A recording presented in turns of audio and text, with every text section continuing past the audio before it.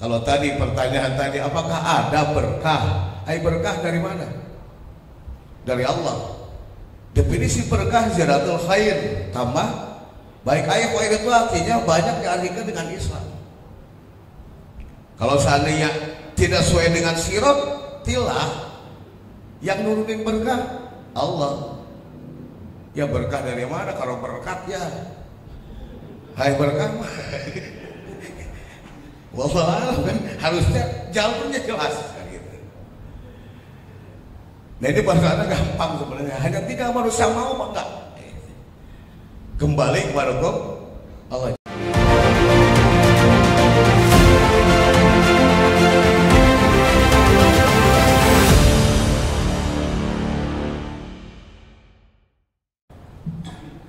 Assalamualaikum warahmatullahi wabarakatuh. Hamdan wa syukran lillah, salatan wa salaman ala Rasulillah.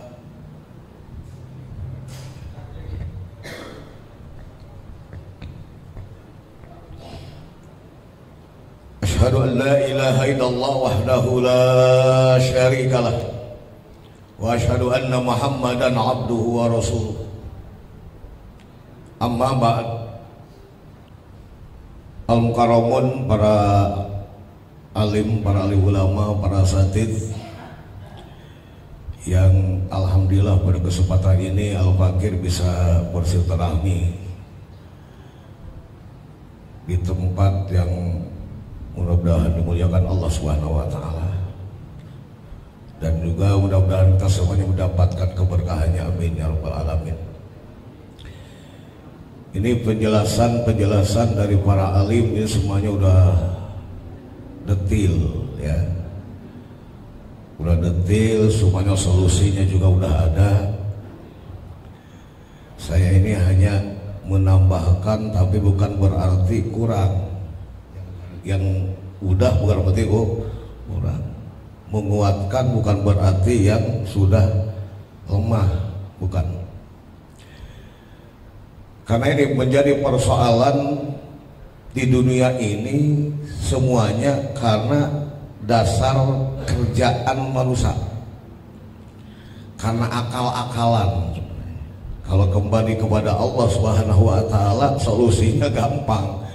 Ini kan solusinya sebenarnya gampang nih, karena Allah ngasih tahu, nggak harus mikir sebenarnya, karena Allah ngasih tahu. Ini yang jadi persoalan, orang kagak mau. Ini masalahnya. Di dalam kaidah ulama ada wa kullu ma ja'ala khilafil asli fasu'alun. Di mana sesuatu datang tidak sesuai asalnya, ini masalah. Ini persoalan. Apa yang disebut dengan asal? Asal itu kalau kaidah ulama al-aslu bil af'al at-taqayyud bil hukmi syar'i. Ini asal.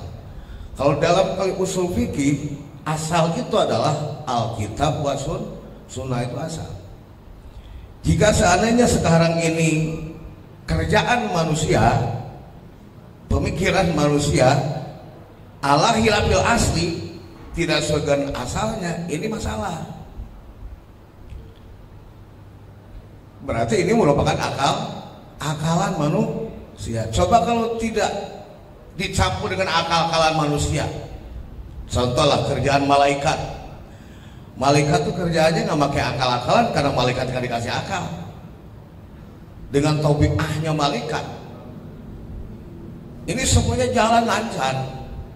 Matahari jalan di mustaqarnya, bulan jalan di manazilnya, kulun fi falaki yasbahun, semuanya dalam palaknya masing-masing. Manusia harus ada di sirotnya. Ini pempar dari sirot, ini masalah.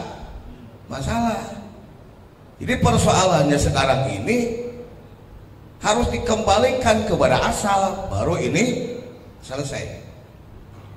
Kalau dengan akal-akalan lagi, ini masalah tambah masalah. Kalau tadi pertanyaan tadi, apakah ada berkah? Berkah dari mana? Dari Allah. Definisi berkah ziyadatul khair, tambah baik. Khair itu artinya banyak diartikan dengan Islam. Kalau seandainya tidak sesuai dengan sirat, tilah yang nurunin berkah Allah. Ya berkah dari mana kalau berkat ya? Hai berkah mah. Wallah kan harusnya jalurnya jelas kan gitu. Nah ini bahasanya gampang sebenarnya, hanya tinggal manusia mau apa enggak. Kembali kepada Allah. Jadi sekarang ini mau menyelesaikan persoalan dengan adanya pemikiran akal-akalan juga. Ini nama masalah. Karena persoalan manusia bisa terjadi, manusia nyimpang dari sirat itu karena dua. Satu karena pemikiran, dua karena perasaan. Ini pemikiran ini bisa nyimpang kalau pemikirannya tidak sesuai dengan jalurnya. Makanya Allah Subhanahu wa taala agar manusia mikirnya tidak tersesat, maka ditundukkan ke petunjuk. Yaitu Al-Qur'an. Coba kalau kembali ke situ dah. Laksana motor Honda rusak. Kalau mau selesai persoalannya, baru lagi itu motor kembalikan ke pabrik ya.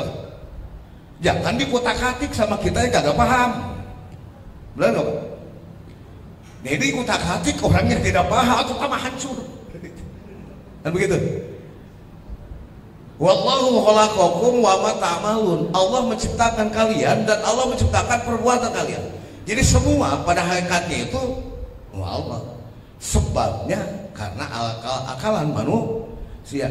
Jika harus menyelesaikan persoalan perubahan, yaitu kembali kepada asalnya. Maka dengan itu Rasulullah SAW mengeluarkan satu pesan hadis terakhir sebelum meninggal. Kata Rasulullah, taraktu fikum al-bahjata wa tariqata wa taraktu fikum wa idaini natikon wa somitan pasomit wal natik wal Quran wasomit wal maut. Faiza askala alaikum amrun farji'u ilal Quran was sunnah wa idza qasat qulubukum falayinu habit tibari ahwalil mau. Kami tinggalkan jalan yang bersih putih, jangan dibikin keder, jangan dikotori. Ini masalah susah. Dan juga membuat kotor kepikum wa ini aku berikan dua gitu tuh. Satu natikon wasomitan, yang pertama yang bisa bicara, yang kedua wasomitan yang diam kagak ngomong apa-apa. Panatik wal Quran, yang bisa bicara adalah Al-Quran. Kata Rasulullah, faiza askal alaikum amrun, di mana mendapat kesulitan satu urusan, baliklah kepada Quran. Kalau bahasa balik berarti kita kembali ke asal. Jadi kalau masih di situ aja pakai akal-akalan itu tambah ribet, masalah tambah malah. Itu nama penyakit. Kalau penyakit tidak sesuai obat penyakit nih kita tambah penyakit, timbullah komplikasi.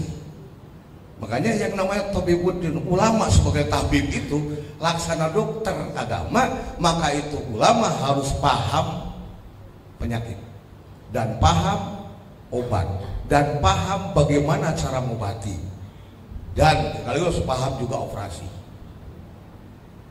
Itu ulama karena tabib bisa check up. Kalau ketika check up orang penyakitan, berarti ini dibaca ini penyakitnya apa. Harus tahu obatnya. Al-Quran itu kan sifat. Ini obatnya pun harus cocok. Dan kadar obatnya pun juga harus sesuai, karena ada kadarnya, begitu kan? Di mana terjadi ini tidak sesuai, maka terjadi masalah itu mungkin seperti itu. Ya.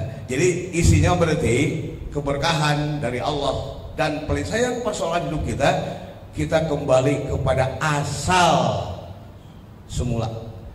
Bahwa kita itu diciptakan oleh Allah, kita memang harus menegakkan hukum Allah. Emang itu fungsinya manusia. Dan menyelesaikan masalah itu harus dengan hukum Allah, itu baru selesai. Sekian saja. Wabillahi taufiq wal hidayah. Wassalamualaikum warahmatullahi wabarakatuh.